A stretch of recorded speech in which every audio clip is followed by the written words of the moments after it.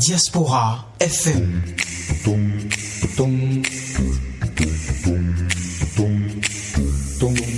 Diaspora FM, en direct de la Fondation Espace Afrique Civre de Glodibi, c'est le pied. Le point 7. Le point 7. Votre émission de décryptage de l'actualité nationale et internationale sur Diaspora FM 102.3. Bonjour à tous, bonjour à toutes et bienvenue à votre émission Point 7. Bonjour Richola. Bonjour Peggy Ludovic Dagba, coucou spécial à tous les auditeurs et auditrices de Diaspora FM. Comment la semaine a été? Bon la semaine n'a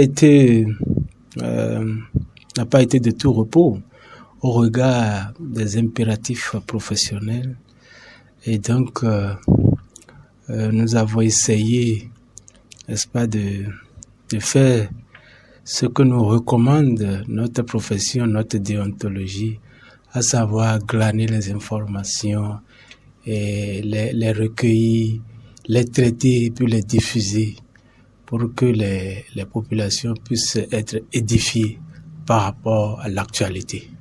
Et donc, voilà un peu ce à quoi nous sommes attelés. Est-ce qu'on peut dire que cette semaine qui s'achève a été fournie en matière d'actualité?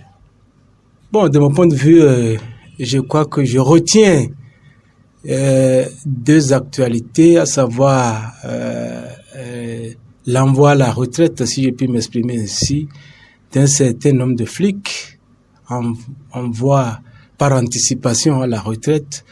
Et puis, bien évidemment, la question sur la révision de la Constitution.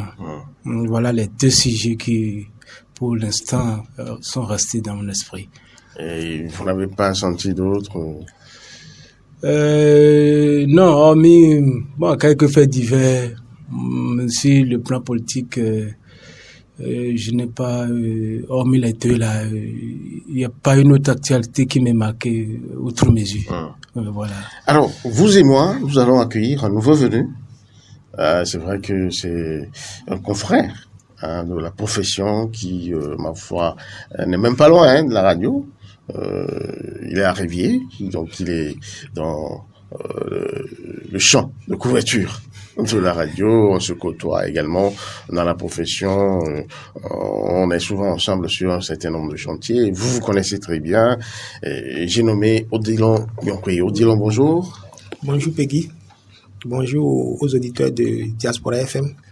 C'est un plaisir de faire un saut chez vous à Diaspora FM, de retrouver mon cher ami Ishola que j'ai vu il y a un certain nombre d'années. C'est vrai que je le lis souvent, mais comme ça, physiquement, il y a longtemps. C'est un plaisir alors. Donc, vous voulez dire que Point 7 organise des retrouvailles? Oui. Des retrouvailles séculaires. Je suis également émerveillé par sa présence dans nos murs sur cette émission qui est suivie et qui a une très grande écoute, ou une émission d'une très grande écoute qui est suivie un peu partout dans le monde entier. Et je suis véritablement séduit qu'il soit avec nous pour débattre, décortiquer, n'est-ce pas, les questions de l'actualité nationale. Et donc, je lui souhaite la bienvenue parmi nous par ici. Et tout à l'heure, nous allons essayer de confronter les idées pour voir ce dont il est question. Ah oui, parce que c'est un champ de bataille des idées, heureusement, c'est pas physique. Et c'est de fort bonnes loin, de très bonnes analyses qui se font par ici, comme vous le savez. Odilon Yonkwe, je vous poserai la même question qu'à Ishola Djiguin tout à l'heure. L'actualité, selon vous, a été fournie, j'allais dire la semaine a été fournie en actualité? Oui. Comme l'a dit Ishola, la semaine a été un peu fournie, surtout sur le plan politique. Il y a eu de la matière. Et avec le débat en cours sur la relecture du code électoral, la révision ou non. Et il y a aussi nos amis qui ont été forcés à la retraite. Ça continue de faire couler encre et salive, donc ça a été fourni quand même. Donc, si vous aviez le choix, par quel bout on va démarrer? On commence par la mise à la retraite forcée ou bien on va à la révision de la Constitution? Bon, étant donné que nos amis qui ont été forcés à la retraite passent de mauvais moments, on va rester un peu, on va partager leur peine. Et puis, je propose qu'on commence par eux d'abord, avant de terminer par le champ politique qui sera un peu vaste. D'accord. Alors, j'ai envie de dire Eugénie Yonkwe, mais paix à son âme, c'est une grande sœur, une aînée de la profession qui nous a également précédé dans l'au-delà. Vous la connaissez? C'est un parent à vous? Bien sûr, Eugénie Yonkwe. Oui. Oui, c'est une tante. Ah, d'accord. Paix à son âme. Paix vraiment à son âme parce qu'elle nous a quittés très tôt, vraiment, sinon trop tôt. On aurait bien voulu l'avoir encore avec nous, pourquoi pas bénéficier de ses conseils, son expérience et tout. Alors, Odilon Yonkwe, vous avez dit, il passe de très mauvais moments. Ben, il y en a qui ont fait AVC. Bon, c'est vrai que personnellement, j'ai pas eu les preuves, mais je suppose que dans ces conditions, c'est bien possible qu'on subisse des AVC parce que une telle décision à laquelle vous ne vous s'y attendez pas et que ça vous tombe seulement comme un cheveu sur la soupe, dans la soupe, c'est très difficile. Si vous n'avez pas un moral d'acier, c'est facile de succomber. C'est très facile de succomber parce que je prends quelqu'un qui est peut-être à 10 ans de sa retraite, qui est encore à 10 ans, qui a des projets, qui a étalé même ses projets sur cette décennie qui le reste à faire dans la profession. Et puis un beau matin, on lui dit que bon, tu dois aller à la retraite. Quel que soit le montant ou bien la somme qu'on va lui donner pour gérer ce temps-là, je vous jure, c'est pas facile. Un père de famille qui est habitué à gérer un certain nombre de charges, un bon matin, on lui dit que bon, et tu dois aller à la retraite. C'est très difficile. Très difficile, je vous jure. Et vous avez eu vent quand même de cette affaire d'AVC. Il y a les réseaux sociaux, des journaux aussi qui ont publié. Tout à fait. Il paraît qu'il y a même un bon nombre. 4 à 5 personnes comme ça ont eu un AVC pareil. J'ai appris aussi la nouvelle à part ceux-là même, il y en a qui sont encore, selon les informations, il y en a qui sont encore à l'hôpital. Actuellement. Oh là là. Toujours pour cette affaire-là. C'est vrai que pour justifier un peu le fait, on nous a dit qu'il y a un code ou bien un test qui est en vigueur, qui donne le droit à l'exécutif de faire de telles choses. Bon, j'avoue que, sincèrement, en tout cas, selon moi, c'est à revoir. Ce test-là, c'est à revoir, c'est à relire. Ishola Djiguin. Oui, comme il a dit tout à l'heure, il a essayé de l'ébaucher. J'ai été aussi un peu estomaqué par cette décision. À l'instar d'ailleurs de nombre de mes compatriotes, cela est tombé comme un coup de massue sur la tête de tous les Béninois. Quand bien même tous les Béninois ne sont pas concernés, mais ils sont 400 flics qui ont été un beau matin congédiés, envoyés à la retraite anticipée. Et je ne sais pas pourquoi. L'expression, c'est la mise à la retraite d'office. Moi, ma grille de lecture ne prend pas en compte, n'est-ce pas, cet angle. Je ne lis pas cette décision en termes clairs. Sous l'angle de mise à la retraite d'office, les textes sont clairs. Je ne sais même pas pourquoi le régime actuel dit régime de la ruse et de la rage. Vous revenez encore avec cette expression. Oui, je reviens toujours là-dessus. Puisque je n'invente absolument rien. Elle n'est pas consacrée, cette expression. Je n'invente. C'est là. Vous l'avez entendu. C'est le dans l'émission précédente. C'est le régime de la rupture. C'est ce qui est proclamé. Mais pourquoi vous ressortez encore cette affaire de ruse et de rage? Je comprends pas. Je crois que nombre de mes compatriotes en conviendront que je n'invente absolument rien. Pourquoi vous ne choisissez pas la rupture? Je ne choisis pas la rupture parce que concernant cette question de façon précise, il n'y a pas rupture. Je ne considère pas cela comme étant une rupture. C'est la mise à la retraite d'office. Il y a rupture de contrat de travail. Sous cette forme, est-ce que eux autres, ils sont un certain nombre qui sont encore, n'est-ce pas, qui officient au sein du régime, est-ce qu'ils ont été mis à la retraite de cette façon? Pendant combien de temps vous l'avez appris? Depuis quand on met des fonctionnaires, encore qui plus est, des flics, des gens qui ont appris le maniement des armes à la retraite forcée? Depuis quand vous l'avez apprise? Depuis quand ça s'est passé ici au Bénin? Sortez-moi une jurisprudence en la matière. D'où est-ce qu'on tient cette décision? Et j'ai également des appréhensions par rapport à ça. Et si vous vous amusez, n'est-ce pas, à faire un petit vox populi, vous rentrez au sein des populations, vous allez entendre beaucoup de choses. Les Diaspora FM l'ont fait. Voilà. Donc, on a entendu l'avis des Béninois. Voilà. Et donc, nombre de Béninois, aujourd'hui, ne sont pas d'accord avec cette décision. Ils ne sont pas du tout en phase avec. Et ils se demandent pourquoi, à chaque fois, le régime de la ruse et de la rage prend des décisions qui le rendent davantage impopulaire. Pourquoi? Je crois que le chef de l'État, son Excellence Patrice Talon, que j'adule, que j'aime que j'aime bien, c'est sûr, n'est-ce pas? Si. C'est sûr? Si, c'est le président de tous les Béninois, y compris moi-même. Je ne suis pas un Béninois entièrement à part ou à part entière. Je suis Béninois bon teint. Et donc, c'est mon président de la République. Je le respecte comme tous les Béninois. Vous avez dit que vous l'adulez. Je l'adule. Parce que... Ça c'est un euphémisme. C'est pas un euphémisme. Je suis dans la réalité. Je suis de bonne foi quand je le dis. Parce que j'apprécie, n'est-ce pas, sa manière, ses réflexions. D'accord? Tout ce qu'il a eu à réaliser. Vous n'aimez pas ses actions. Monsieur, vous avez dit que par ses actions, il se rend davantage impopulaire. Écoutez, cela n'engage que vous. Je ne l'ai pas dit. Ah bon? Mais je précise. Vous l'avez fait entendre alors? Je précise, d'accord, et je répète. C'est mon président, je l'adule comme homme de compatriote, d'accord? Et donc, j'apprécie tout ce qu'il a pu faire jusqu'à présent. Mais je retiens une chose.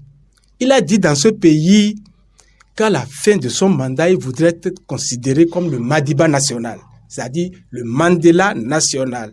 Et donc, s'il doit, n'est-ce pas, bénéficier de cette mansuétude, si je puis m'exprimer ainsi, aux yeux des Béninois, il doit pouvoir éviter ces genres de décisions. D'accord? Mais cette décision est quand même légale. C'est sous le coup de la loi. C'est une loi qui a été votée à l'Assemblée nationale. La loi est où? La loi est là. Promulguée. Elle est où? Elle a été Elle dit quoi? Elle dit que des Béninois, en tout cas membres des corps habillés, peuvent être mis à la retraite. J'ai dit depuis quand? Après 20 ans d'exercice. Après 20 années de carrière. Mais où est votre problème? Écoutez, vous n'êtes pas sans savoir que beaucoup d'informations circulent par rapport à ça. Également de commentaires.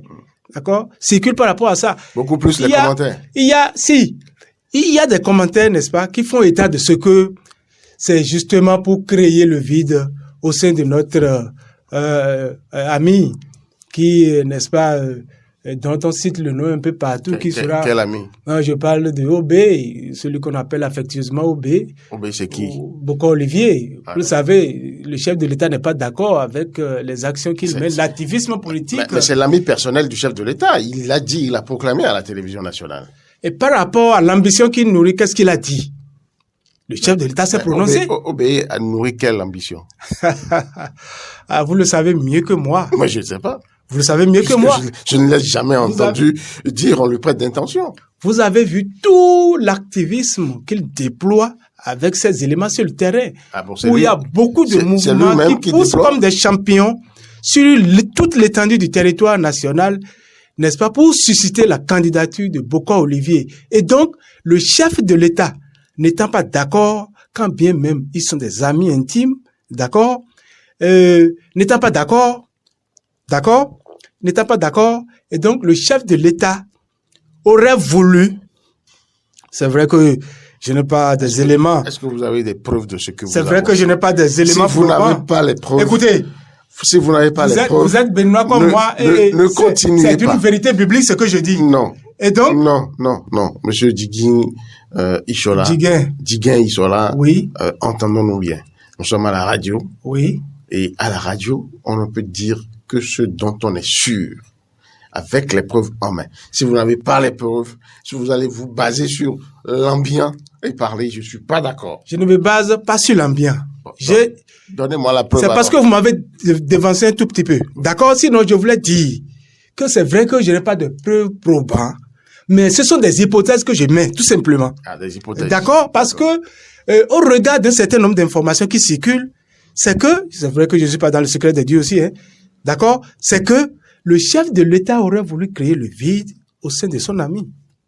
Tout autour, j'allais dire, de son ami, pour qu'il ne parvienne pas, n'est-ce pas, à gravir autant d'échelons qui pourraient, n'est-ce pas, l'aider à concrétiser son ambition.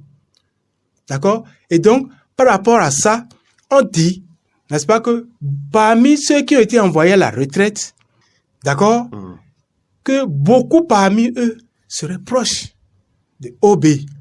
Ah, d'accord. D'accord? Et donc, c'est juste une manière, mais cela ne devait pas être fait de cette façon. On ne peut pas quand même pas s'établir sur ce fait en voulant, n'est-ce pas, faire du mal à quelqu'un pour pénaliser tout un groupe d'individus. Là, ce n'est pas bien. Et donc, je voudrais que le chef de l'État se cadre désormais, n'est-ce pas, extirpe dans sa politique ce genre de décisions. Parce que cela le rendra davantage populaire. Vous n'avez aucune preuve que c'est de ça qu'il s'agit, que c'est effectivement l'élément moteur, l'élément motivateur de cette décision. Monsieur Peggy Ludovic Dagba, j'ai bien dit que ce sont des hypothèses que je mets. Mais il n'y a pas de preuves probantes. Comment voulez-vous donner des conseils sur la base des hypothèses qui ne se sont pas encore avérées? Mais la décision est quand même sortie. Oui. Et vous m'avez dit tout à l'heure que vous êtes amusé à faire un peu un micro-trottoir. Oui. Sur Eden TV. Et vous avez retenu quoi? Les Béninois ne sont pas d'accord. Ils n'ont pas été contents. Voilà. Ils ne sont pas contents. Et donc, je ne voudrais pas que cela suive le chef de l'État, qui estime, n'est-ce pas, de sa politique, ces genres de décisions qui vont le rendre davantage impopulaire. Je ne souhaitais pas. Nous tendons déjà vers la fin de son mandat. Il faudrait qu'il, désormais, mène, n'est-ce pas, des actions ou prenne des décisions qui vont le pousser, n'est-ce pas, vers une porte de sortie honorable, comme on le dit. Et donc, voilà ce que je voudrais dire rapidement. On dirait, oui. Vous avez suivi un peu les développements de Ishola Djiguin. Est-ce que vous avez eu vent de cette possible explication, cette possible raison qui aurait pu conduire le chef de l'État à cette décision? Non, j'avoue que Ishola vient de m'informer. Sinon, moi, j'ai eu d'autres informations. Et il paraît que parmi les 400 officiers de l'armée qui ont été trucs là, il y a certains qui sont invalides, qui ne répondent plus forcément à l'activité de maintien de la sécurité. D'accord. Bon, moi je me dis, parce que moi j'ai parcouru un peu la liste, j'ai vu des gens qui sont quand même il y en a que je connais.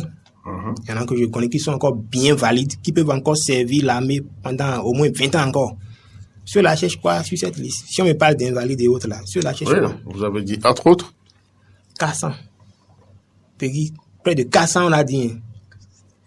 Moi, je me dis, bon, ou bien c'est parce que l'État a des soucis pour payer le salaire aux gens. Bon, il faut réduire un peu. Mais même si c'était ça.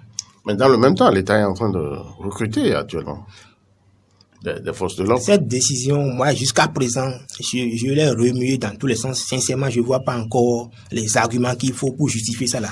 La mise à la retraite d'office, vous avez dit non, d'office. Sincèrement, jusqu'à présent, je n'arrive pas à comprendre. Je me suis dit, tel qu'il a dit, cette hypothèse, on doit la prendre au sérieux aussi parce que c'est sûr qu'il y a un peu de politique dedans. Donc il y a des sous-entendus politiques. Oui, il y a des sous-entendus politiques, mon cher. Nous sommes à 2 ans. Qu'est-ce qui vous amène à le dire? D'abord, on nous a dit que le Bénin est attaqué au nord par les djihadistes. Au moment où on a beaucoup plus besoin de bras valides de notre armée, on renvoie certains à la maison. Et pas n'importe lesquels. Les officiers, c'est pas eux qui vont sur le terrain. Les officiers et sous-officiers. Mais néanmoins, ils peuvent coordonner les opérations sur le terrain. Mais on les renvoie à la maison. Vous ne voyez pas qu'on est à 2 ans de la fin du mandat du chef de l'État. C'est un peu... Alors, sous d'autres cieux, c'est pendant cette période-là qu'on renforce encore même son armée pour éviter certains dérapages de dernier moment. Je ne sais pas si vous suivez un peu mon regard, mais c'est en ce moment que nous avons choisi de renvoyer certains à la maison. Et le revers de cette décision est que, Ishola l'a dit, il a brossé tout à l'heure, c'est des gens qui savent manier l'arme. On les renvoie à la maison. Qu'est-ce que vous craignez? Moi, je crains le retour des braquages par-ci et par-là. Il n'y avait pas encore renvoi ou bien retraite d'office, mais on dénombrait déjà des forces armées dans les opérations de braquage. Tout à fait. Maintenant, on renvoie ceux à la maison. Donc, il faut qu'on se prépare alors à assurer notre propre sécurité. Parce que tous ceux-là vont à la maison. Contre leur gré, je suppose. Contre leur gré. C'est des gens qui étaient habitués à une certaine dépense. D'ici 3 mois, 4 mois, quand ils ne seront plus en mesure de subvenir à certains besoins, mais la seule chose que ceux-là savent faire, c'est l'armée. C'est le maniement des armes. Bon, ils seront obligés de faire ce que je ne veux pas dire ici. Oui, c'est le revers de cette décision, ça. Donc, il y a des non-dits. Cette décision-là, il y a des non-dits autour. Mais elle est légale, quand même. J'ai vu dans la liste même l'ancien directeur général de la police nationale, on est encore en forme. On peut encore servir notre. On m'a dit que bon, on va l'envoyer ailleurs pour d'autres. Il peut servir ailleurs pour la nation. Non. Il est en celui-là, par exemple, il est encore en forme. Tout le monde connaît on peut lui reprocher des choses, mais après tout, c'est un cerveau de notre police. Mais on le renvoie à la retraite. Mais on sait que depuis quelque temps, depuis l'avènement de ce régime, il n'est plus actif. Mais il n'était pas à la retraite. Non, il n'était pas à la retraite, mais il n'était plus actif, il n'était plus utilisé. Quand vous êtes à la retraite, vous n'avez plus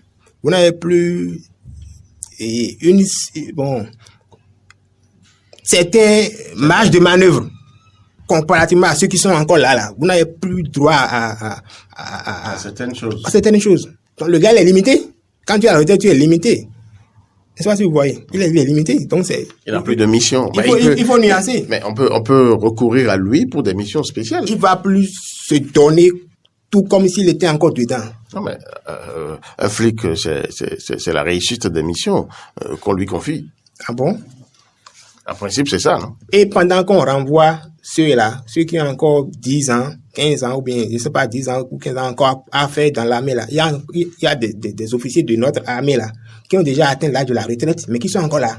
Et on nous dit qu'il y a une loi spéciale pour, je sais pas, qui sont encore là. Je ne vais pas te citer de nom, mais il y a de hauts gradés qui ont atteint l'âge de la retraite, mais qui sont encore là, qui ont été gardés. Oui, mais il y a une loi spéciale qui permet à l'État quand même de réquisitionner ces genres de personnes, parce que c'est des personnes ressources et qui peuvent encore servir l'État. Tel que Ichola l'a dit, j'ai fini par comprendre que ce régime, depuis que ce régime est venu, ce régime a une manie de mettre les gens au chômage.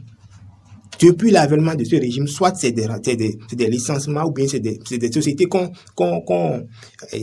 le mot m'échappe, c'est des sociétés qu'on liquide comme ça et puis les gens sont à la maison. Depuis 8 ans, c'est ce qu'on note. Et on continue. Moi, je me disais que bon, on est déjà habitué, au moins les 2 ans qui restent là. Le gars, bon, excusez le terme, le chef de l'État avec son équipe, ils vont quand même commencer par renchérir un peu les choses pour que, tel que Ichola l'a dit, qu'on le porte en triomphe. Mais apparemment, vraiment, ça continue. À 2 ans, on continue de faire encore des mécontents. On renvoie des gens à la maison.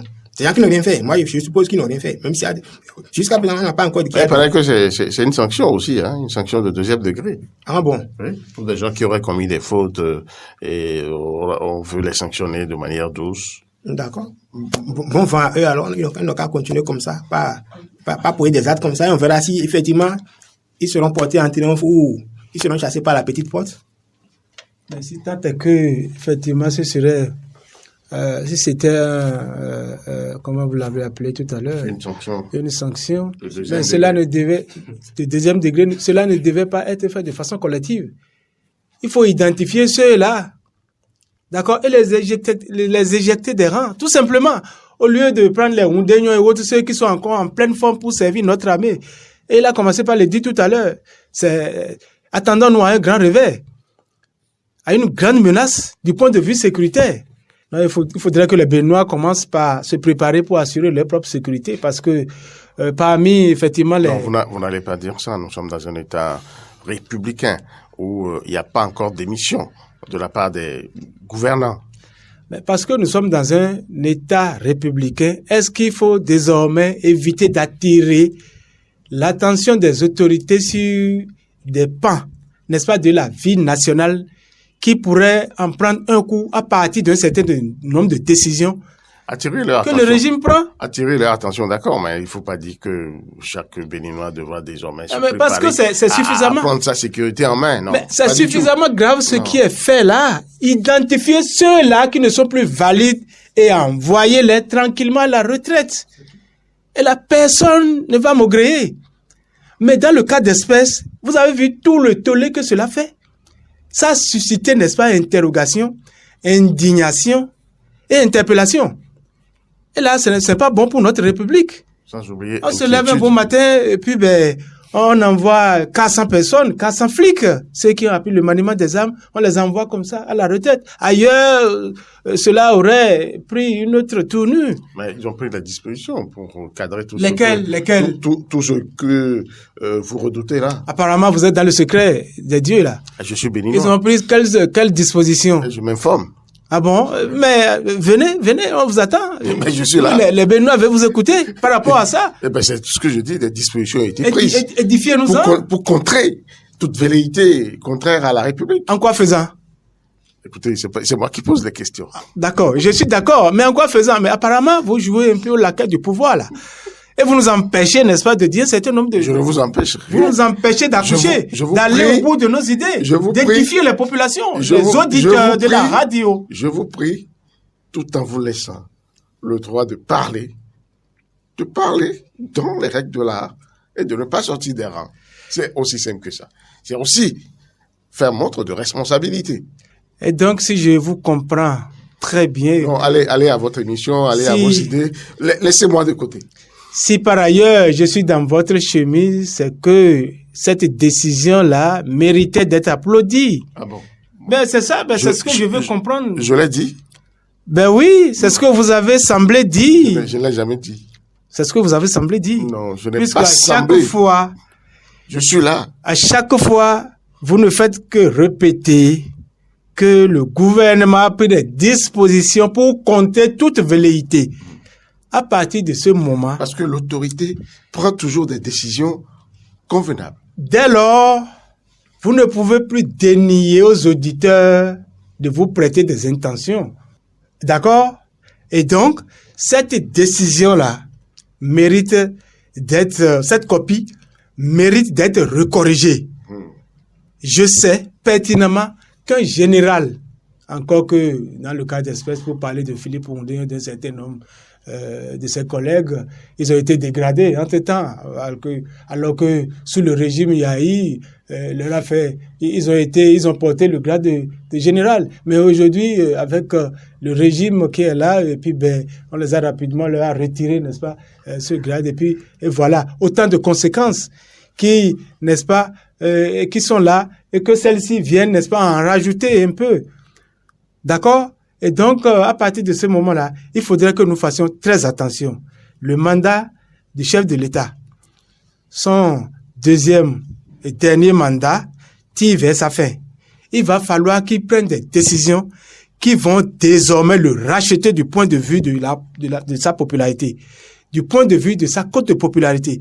Parce que chaque jour que Dieu fait, les décisions que son régime prend, je ne sais pas si ce sont les cadres qui l'induisent en erreur. Je me demande, je m'interroge par rapport à ça. Mais à son niveau, il faudrait qu'il fasse un peu preuve de discernement, jauger, peser et sous-peser les décisions. Et pourquoi pas faire des simulations, comme il sait si bien le faire. Procéder à des ballons d'essai pour voir, n'est-ce pas, avoir le retour, avoir le feedback par rapport aux réactions des populations. Et donc, cette copie mérite d'être recorrigée tout simplement. Ceux qui sont valides, rappelez-les. Et ceux qui ne sont plus valides, allez, envoyez-les à la retraite, tout simplement. Exit. Tout simplement. Merci, Ishola Djigen. Je ne sais pas si Odilon Yakubu, Odilon Yonkoui, pardon, a quelque chose à ajouter. Non, je pense que sur ce sujet, tout a été dit.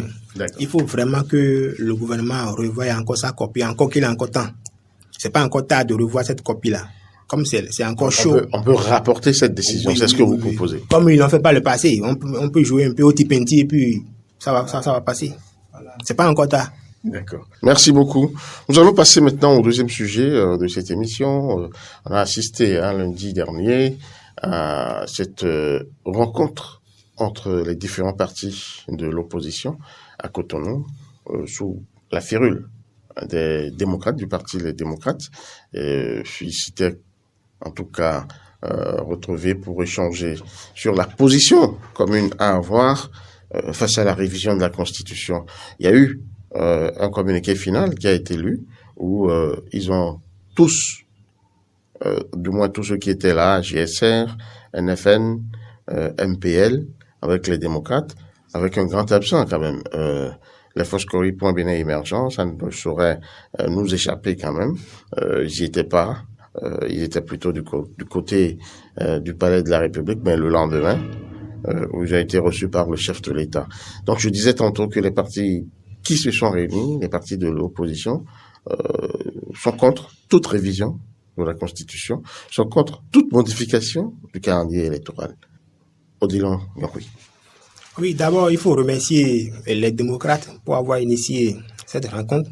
Parce que c'est une rencontre qui nous a permis au moins de savoir que excusez le terme, les micro-partis dont vous avez parlé existent encore dans le pays. Sinon, depuis la dernière présidentielle, on n'a plus entendu parler de NFR ou bien... NFN ou bien quelque chose là. Bon, moi, c'est avec cette rencontre que j'ai su qu'ils existent encore.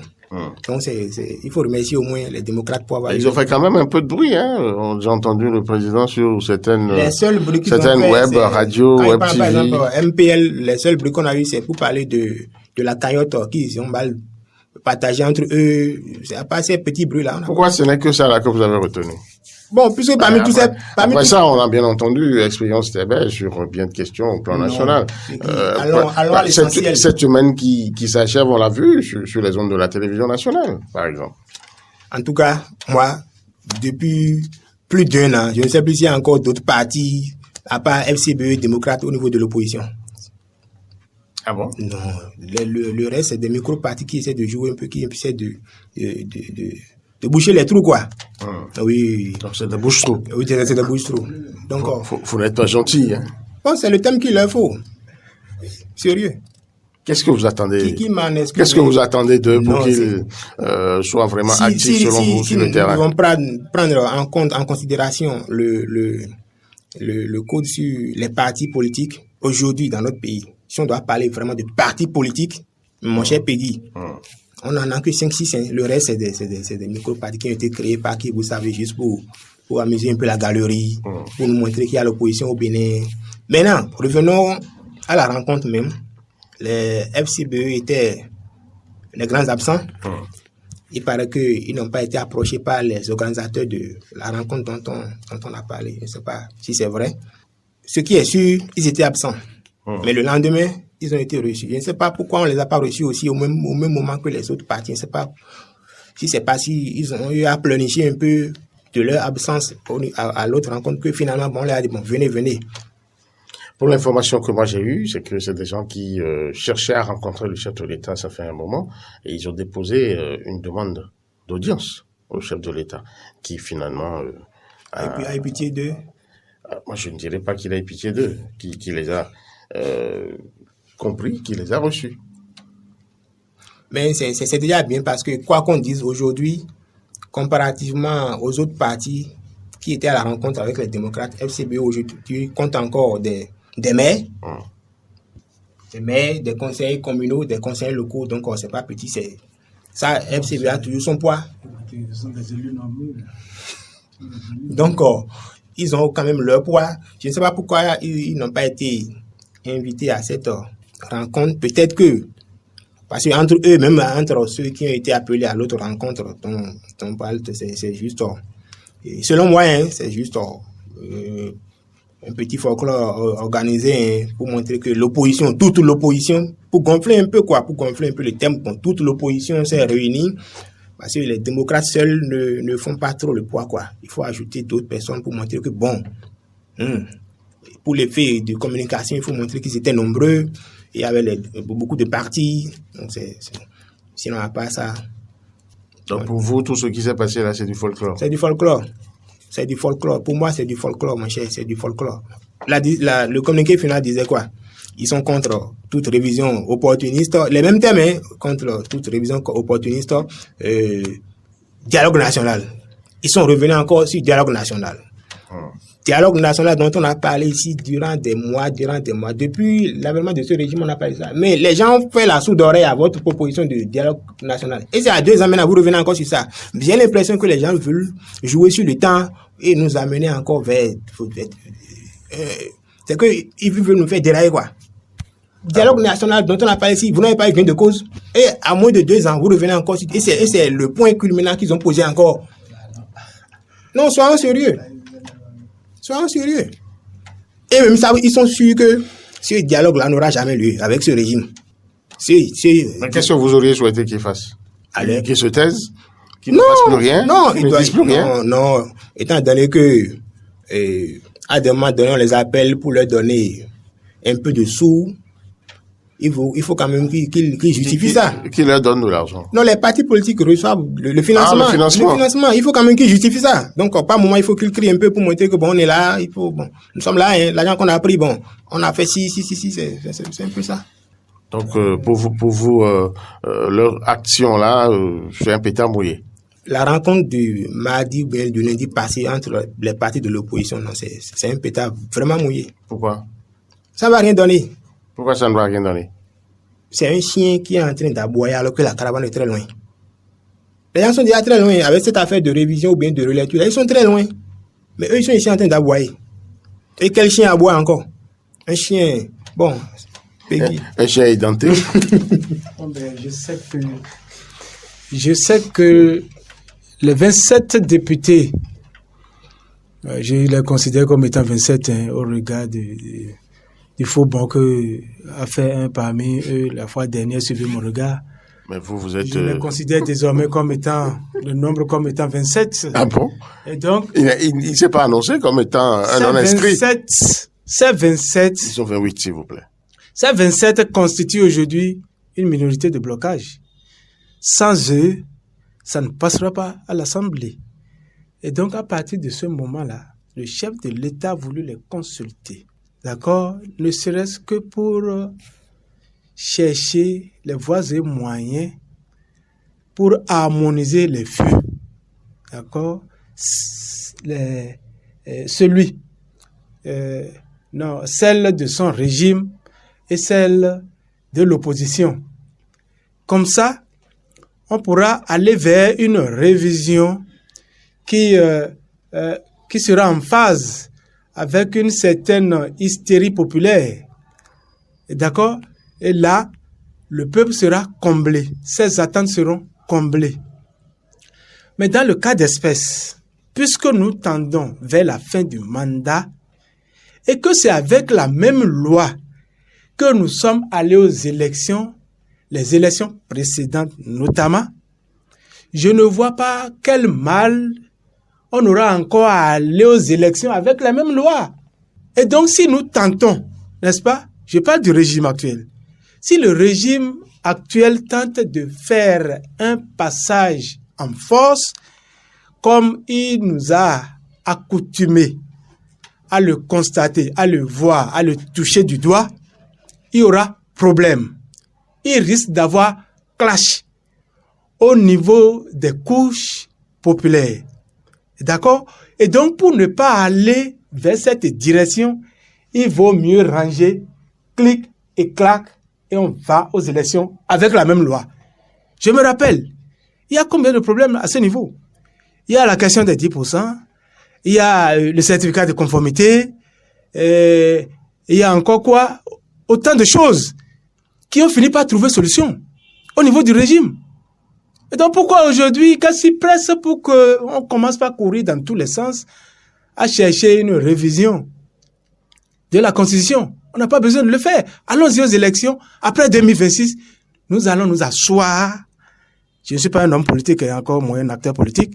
Je parle du peuple, des acteurs et de l'opposition et de la mouvance présidentielle. D'accord? Faut s'asseoir. On a entendu les mêmes argumentaires ici. Et avec la société civile. Inch'Allah Djiguin, je me permets de vous rappeler que sous le président Boni Yayi, quand il s'est agi pour les uns et les autres de commencer à battre campagne pour la révision de la Constitution. C'est comme ça, la suspicion était à son comble, et tout le monde disait non, ça peut se réviser, mais ce ne sera pas sous Yaïboni, ce sera après lui, on va s'asseoir, on va réfléchir, on va voir comment réviser cette même Constitution. Voilà, Yaï est parti, le président Patrice Talon vient, pose le même problème, et on dit non, il faut attendre Mais qui sont ceux qui après l'ont dit? 2026. C'est encore vous. Qui sont les artificiers de ce fait? Vous voilà. Mais qui? Vous voilà. C'est pas nous, je ne suis pas. Non. Vous étiez à l'époque des turiféraires du régime. Ah non, je crois que vous ne me désignez pas un titre personnel. Sinon, je n'ai rien à voir avec la classe politique. Je ne suis pas un homme politique. Je ne suis pas non plus affilié à un parti politique. D'accord? Il faut que les gens fouillent correctement. Nulle part, ils ne verront le nom Ishola Djigué sur une liste d'un parti politique en qualité de membre. Never, never, comme le disent les Anglais. Et d'accord? Mais ici, je dis ce qui ira pour le mieux aux populations. Ce qui ira mieux, va mieux impacter la vie nationale. Parce que après tout, il s'agit de la vie nationale. Et donc, si nous faisons mal les choses, nous allons tous en payer le prix. D'accord? Et la crise ne connaît ni partisans de l'opposition, ni partisans de la mouvance présidentielle. Et quand il y a crise, c'est la crise. Hein? Quand il y a crise, il y a crise. Et tout le monde en pâtit. Et donc, pour ne pas arriver à ce niveau, je voudrais appeler les uns et les autres à faire preuve de discernement. D'accord? Ranger cette affaire au placard, et puis on va aux élections. Après 2026, on s'assied pour mieux réfléchir. Parce qu'actuellement, en l'état actuel des choses, je ne crois pas que les acteurs de la mouvance présidentielle puissent mieux voir les choses. Il est de ces petites choses, de petits aspects qui pourraient les échapper. N'est-ce pas? Faisant vite, n'est-ce pas, pour aller vers la révision de la Constitution. D'accord? Et donc, pour ne pas en arriver là, faisons les choses avec élégance et beauté et en phase. Restons surtout en phase avec les aspirations populaires. Actuellement, si vous faites un petit micro-trottoir, vous constaterez, d'accord, que les populations ne sont pas d'accord avec une révision de la Constitution. Il y a mieux à faire au sein de la République. Les gens sont en prison. On ne les sort pas, ils sont en prison. Ils cherchent quoi en prison? Leur place n'est pas en prison. Ce sont des éminences grises dont le pays a besoin pour construire son développement. Hier, les gens étaient de l'autre côté. D'accord? Certains ont été embastillés par le régime de fin. Et aujourd'hui, ils sont au pouvoir et ils reprennent encore les mêmes choses. Faire erreur n'est pas condamnable. Mais persister dans l'erreur devient diabolique. Et donc, à partir de ce moment, je ne voudrais pas voir le chef de l'État, mon président de la République, dans une telle baba. Il faudrait qu'il s'en sorte, s'en lave rapidement les mains et laisser les acteurs politiques se battre. D'accord? Et donc, comme l'a dit tout à l'heure, je reviens là-dessus, comme l'a dit tout à l'heure, le parti Les Démocrates est dans son rôle. C'est le chef de file de l'opposition actuellement. Au sortir des élections, le parti Les Démocrates a eu 28 députés. D'accord? Au Parlement. Mais le grand absent, c'est l'Alliance FCBE.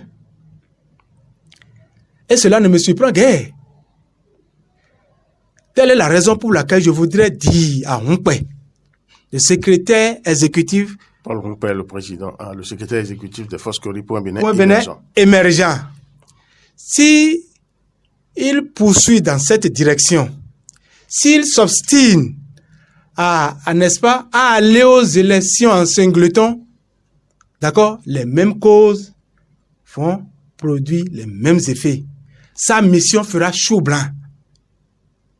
Les maires et autres élus que le parti a à son actif aujourd'hui, je me demande si tous les partis politiques de l'opposition avaient eu, n'est-ce pas, la latitude de participer, de prendre part aux élections.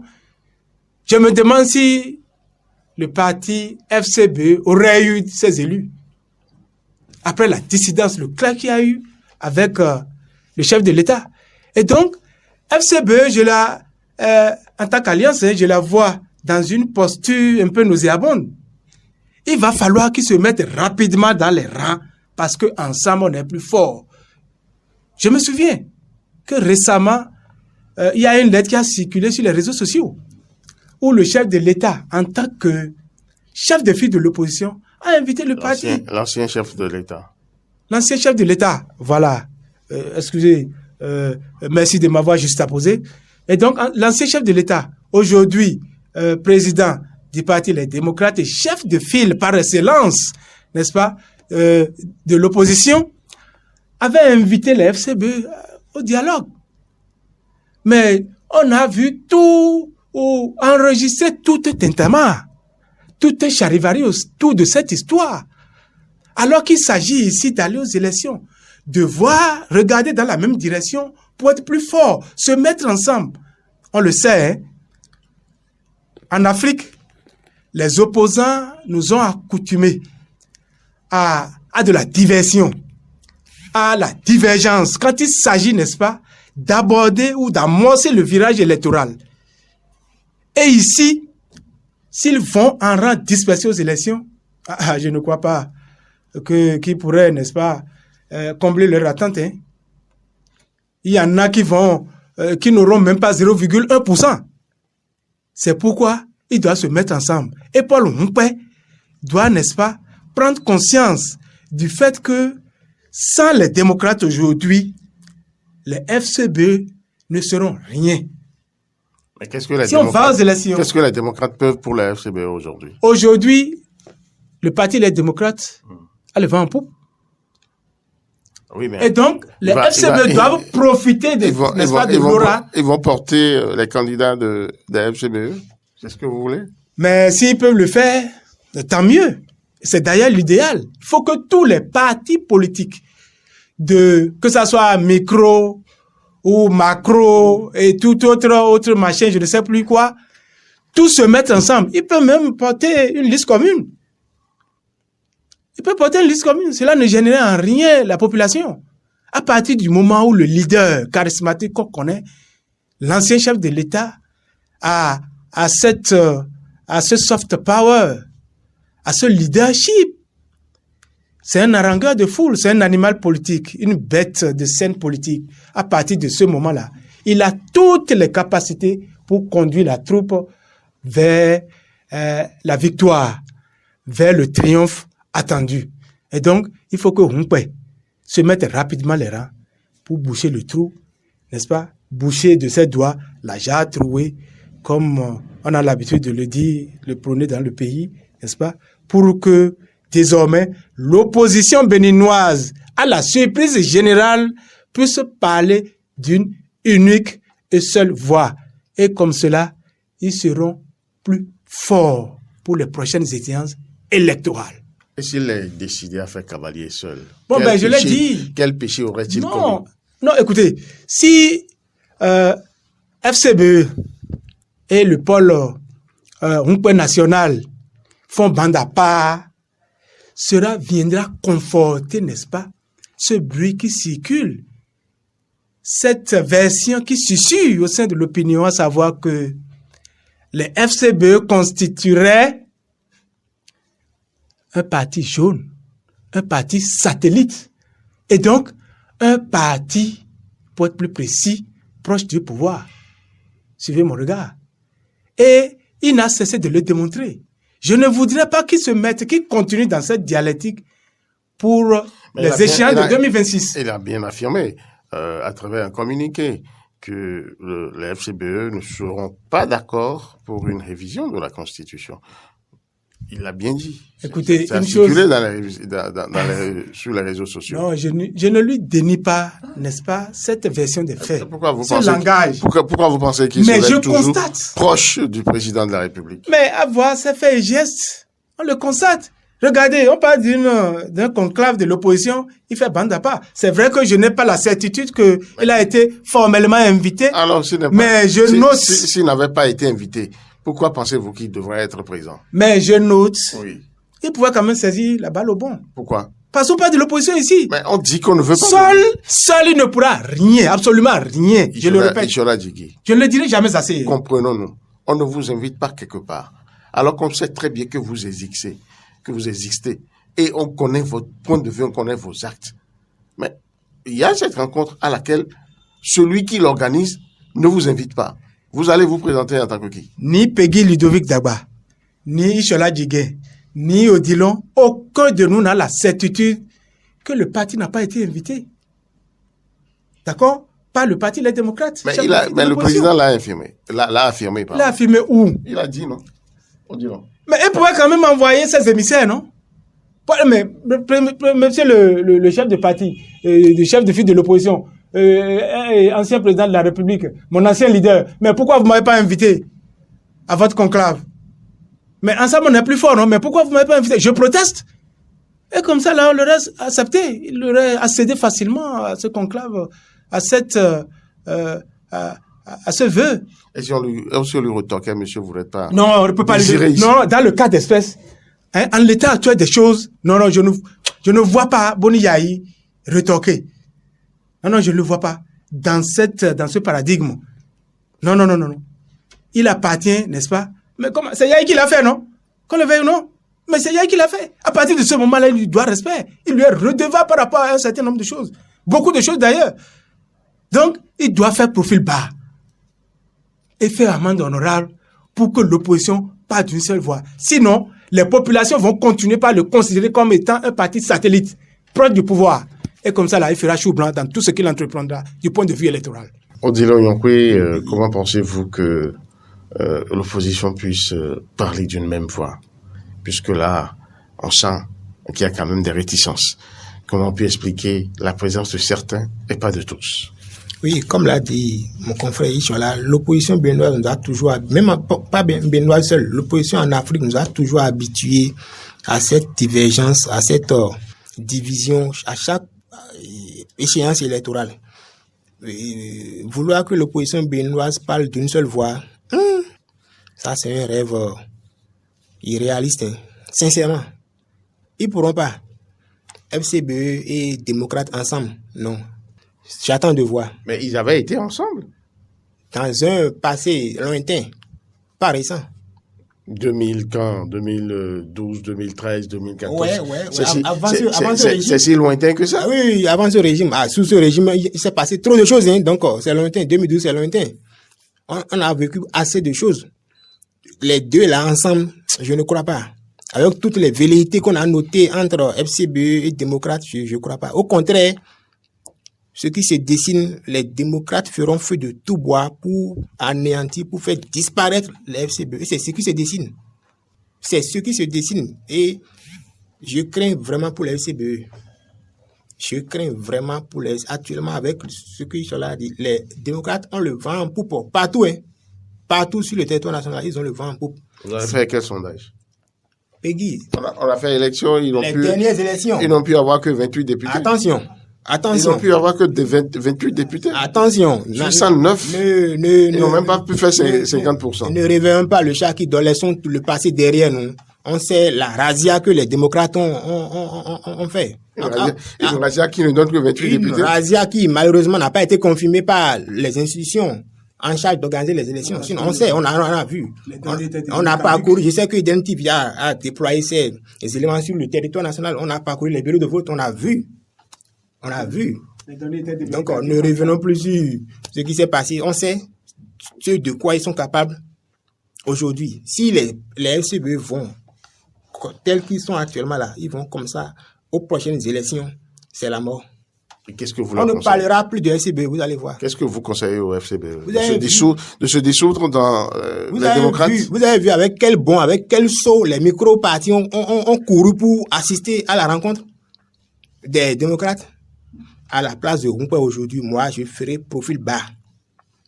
Quoi qu'en soit ce que les gens vont dire, je ferai profil bas. En allant me fondre dans les démocrates? Pas me fondre. On va toujours garder notre parti, mais quand même, on va créer un rapprochement avec les démocrates. On va forcer un peu le rapprochement avec les démocrates pour quand même profiter de leur aura actuelle. Parce qu'actuellement, c'est eux. Comme les jeunes le disent actuellement, c'est eux la chose. Les démocrates sont la chose aujourd'hui. Donc, il vaut mieux se rapprocher d'eux. Et puis, profiter un peu de leur aura. Et se faire une certaine santé. Sinon, à la lui, là, les FCBE vont tout droit vers leur déclin. Ouais. Actuellement, on a dit que les FCBE ont encore des maires, des conseillers communaux qui vous disent que ceux-là sont encore avec eux. Non? Si on peut fouiller bien, tous ces maires et autres là ne sont plus avec lui. Ils attendent seulement les derniers jours pour s'éclipser et puis le laisser. Il sera un général sans troupe. On a toujours enregistré des Ah oui. en laissant, non? Ah oui. Ça continue. C'est le déclin. Il vaut mieux que on paye ça troupe là commence par s'approcher un peu des démocrates et profiter un peu de leur aura actuelle pour vivre un peu. Oui, à la place de vous, je ferais la même chose, hein, parce que je l'ai dit et je ne cesserai jamais de le dire. Les FCB aujourd'hui n'ont pas grand poids sur l'échiquier politique. D'accord? C'est juste le coup qui a été fomenté contre Yahi Boni et toute sa troupe qui leur a permis d'avoir ce qu'ils ont aujourd'hui à leur actif, quand bien même ils ont été, on les appelle, n'est-ce pas, des élus nommés, des maires nommés, des CA nommés, des chefs de quartier nommés et des élus locaux nommés. Titi Conti. D'accord? Et donc, il faut qu'on en prenne conscience pour se mettre rapidement dans les rangs et regarder dans la même direction que le parti Les Démocrates, parce qu'après tout, d'accord, c'est le parti Les Démocrates qui conduit aujourd'hui le chef de file de l'opposition. D'accord? C'est le parti Les Démocrates. Et donc, à partir de ce moment, il n'y a pas de débat. Moumpé doit faire profil bas et faire amende honorable en plus pour aller vers son ancien patron. Ah, excellent président de la République. Ah, bon. C'est à ce niveau que vous voulez aboutir. Oui, bon. Considérons tout ce qui s'est passé là, laissons ça derrière nous et puis considérons que c'est derrière nous et désormais regardez dans la même direction. Je suis avec vous. Président, je suis avec vous. Mais Yahi va l'accepter, à bras ouverts. Vous le connaissez mieux que moi. Yahi n'est pas un homme aussi compliqué. Hein? Parce que le défi à relever ici est commun. Si jamais chaque parti aujourd'hui va aux élections, c'est leur pas aux élections en singleton, mais ça ne donnerait absolument rien. Hormis les démocrates, ils ont quand même eu 28 députés au Parlement. Pour un coup de maître, pour un coup d'essai, ce fut un coup de maître. Et encore que là, à ce niveau, il y a beaucoup à dire. Si on devait faire les choses avec l'élégance et dans la transparence, ils en auraient plus que ça. Parce qu'entre-temps, je me rappelle que les données étaient devenues cadiques. Où sommes-nous là? Par rapport à cette question, je sais que les partis de l'opposition sont en train de prendre leurs dispositions. On ne nous servira pas autre chose pour 2026. Par le passé, c'était des fautes mineures. Sous Saka Lafia, c'est données caduques. Qu'est-ce qu'on nous servira en 2026? Tout le monde est aujourd'hui attentif par rapport à ça. Et les partis, surtout les démocrates, les démocrates se réveillent et s'éveillent par rapport à cette question. Et donc, désormais, il faut que le pouvoir sache qu'il est surveillé comme du lait sur le feu. Il faut que les institutions qui sont chargées d'organiser les élections sont surveillées comme du lait sur le feu par les populations. D'accord. La moindre incartade risque de nous faire basculer. Et je ne voudrais pas que nous allions, n'est-ce pas, vers cette falaise, si je puis m'exprimer ici.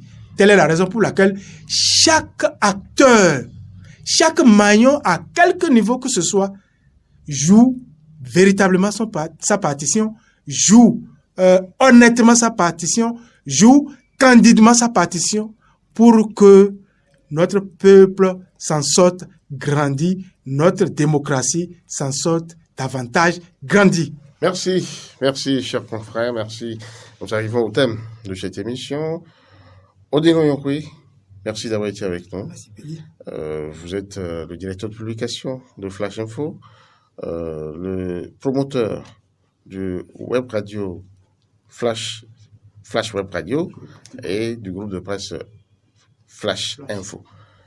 En face de vous, notre dirigeant d'un groupe de presse aussi, Providential News. Merci d'avoir été là. Merci. Le plaisir de partager. Le point 7. Le point 7. Votre émission de décryptage de l'actualité nationale et internationale sur Diaspora FM 102.3.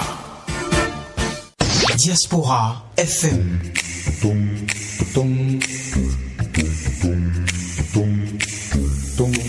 Diaspora FM, en direct de la Fondation Espace Afrique Civre de Glody, c'est le pied.